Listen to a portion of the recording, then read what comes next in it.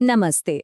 तपती गर्मी के बाद जब बारिश की पहली बूंद मिट्टी पर पड़ती है और वो जो एक भीनी भीनी खुशबू उठती है, एक ऐसा एहसास है ना, जिसे शब्दों में बांधना बड़ा मुश्किल है। लेकिन एक कविता है जो ठीक यही कमाल करती है। तो आज हम सब मिलकर गोपाल कृष्ण कौल की कविता पहली बूंद की दुनिया में चलेंगे और देखेंगे कि कैसे एक छोटी सी बूंद पूरी धरती में जैसे जान ही फूंक देती है। तो चलिए कहानी की शुरुआत करते हैं सीधे इस मंजर से। कविता यहीं से शुरू होती है। सोचिए, मॉनसून का वो पहला दिन और आसमान से वो पहली बूंद जमीन पर आ गिरी। ये सिर्फ एक घटना नहीं है, ये एक लंबे, बहुत लंबे इंतजार का खत्म होना है। इस खूबसूरत कविता को और गहराई से समझने के लिए हमारी ये यात्रा 5 हिस्सों में बटी होगी। हम देखेंगे कि बारिश से पहले दुनिया कैसी थी, उस पहली बूंद ने क्या जादू किया, फिर आसमान का नज़ारा कैसा था, इसे लिखने वाले कवि से भी मिलेंगे और आखिर में जानेंगे कि ये कविता हमें दुनिया के बारे में क्या सिखाती है। तो चलिए सबसे पहले उस दुनिया में चलते हैं जो बारिश का बेसब्री से इंतजार कर रही है। एक ऐसी दुनिया जो प्यासी है और उम्मीद से आसमान की ओर देख रही है। जरा कवि की कल्पना देखिए, कितनी कमाल की है। वो धरती को सिर्फ जमीन का टुकड़ा नहीं बल्कि एक इंसान की तरह देख रहे हैं, जिसके होठ गर्मी से बिल्कुल सूख गए हैं और वो पानी की बस एक बूंद के लिए तरस रही है। ये सिर्फ जमीन का सूखापन नहीं है, ये एक गहरी प्यास का एहसास है। और फिर वो पल आता है जो सब कुछ बदल देता है। पहली बूंद का गिरना, ये कविता का सबसे अहम मोड़ है। यहीं से, इसी एक पल से जादू की शुरुआत होती है। कवि कहते हैं, गिरी बूंद अमृत सी आकर। मतलब ये सिर्फ पानी नहीं है, ये तो अमृत है, जिंदगी देने वाला रस। सोचिए, एक अकेली बूंद में इतनी ताकत कि वो पूरी सूखी धरती में जान डाल दे। और देखिए ये सिलसिला कैसे शुरू होता है।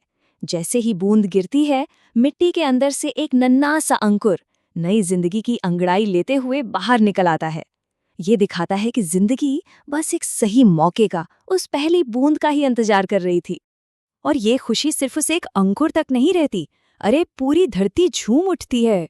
कवि लिखते हैं कि हरी हरी घास भी खुशी से रोमांचित होकर मुस्कुराने लगी। ऐसा लगता है जैसे धरती को खुशी से रोंगटे खड़े हो गए हों। अच्छा, अब तक तो हमने धरती पर हो रहे असर को देखा। चलिए अब जरा ऊपर आसमान की तरफ देखते हैं। कवि हमें दिखाते हैं कि मॉनसून की ये आंधी सिर्फ एक मौसम की घटना नहीं, बल्कि एक शानदार शो है, एक ग्रैंड शो। जरा इस लाइन की कल्पना कीजिए, आसमान में उड़ता हुआ एक सागर। क्या बात है! यह इस कविता की सबसे ताकतवर छवियों में से एक है। ये सुनकर थोड़ा अजीब लग सकता है ना, कि भाई एक सागर आसमान में कैसे उड़ सकता है। असल में यही तो कविता का जादू है। कवि हमें कुछ अलग तरह से सोचने पर मजबूर कर रहे हैं। तो इसका असली मतलब क्या है, चलिए इसे समझते हैं। जो उड़ता सागर है वो असल में घने काले बादल हैं, और सुनहरे पंख वो है आसमान में चमकती हुई बिजली, और बजते नगाड़े वो है बादलों की जोरदार गड़गड़ाहट। मतलब कवि ने एक साधारण से आंधी तूफान को एक शाही जुलूस में बदल दिया है। और एक और अद्भुत तुलना देखिए, कवि आसमान को एक चेहरे की तरह देखते हैं। जो नीला आसमान है वो उस चेहरे की नीली आंखें हैं, और जो काले बादल हैं वो उन आंखों की पुतलियां, और बारिश वो करुणा से पिघलकर बहते हुए आंसू हैं, जो धरती की सदियों की प्यास बुझा रहे हैं। कितनी खूबसूरत सोच है। तो इतनी खूबसूरत कल्पना के पीछे जो दिमाग है, अब उनसे मिलने का वक्त है। आखिर कौन है वो कवि जिन्होंने हमें बारिश को इस नजरिए से देखना सिखाया? ये है गोपाल कृष्ण कौल। इन्होंने ही पहली बूंद की रचना की है। ये कविता उनके प्रकृति से गहरे लगाव और उनकी अद्भुत कल्पना शक्ति का एक बेहतरीन उदाहरण है। उनके बारे में कहा जाता है कि उन्होंने बच्चों के लिए प्रकृति, देश प्रेम और जीव जंतुओं पर कई बहुत ही प्यारी कविताएं लिखी। पहली बूंद उनकी इसी कला का एक अनमोल हिस्सा है, जो ये दिखाती है कि वो प्रकृति की छोटी छोटी चीजों में भी कितनी गहराई देख पाते थे। तो अब हम अपनी इस यात्रा के आखिरी पड़ाव पर हैं। चलिए अब ये सोचते हैं कि इस पूरी कविता से हमें क्या सीखने को मिलता है।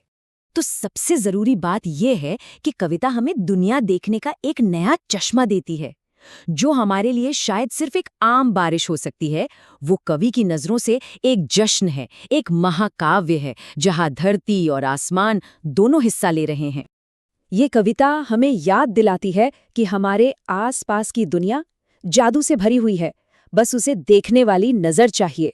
तो सवाल ये है कि इस नई दृष्टि के साथ हम सब अपनी रोजमर्रा की जिंदगी में और कौन-कौन से छिपे हुए जादू खोज पाएंगे।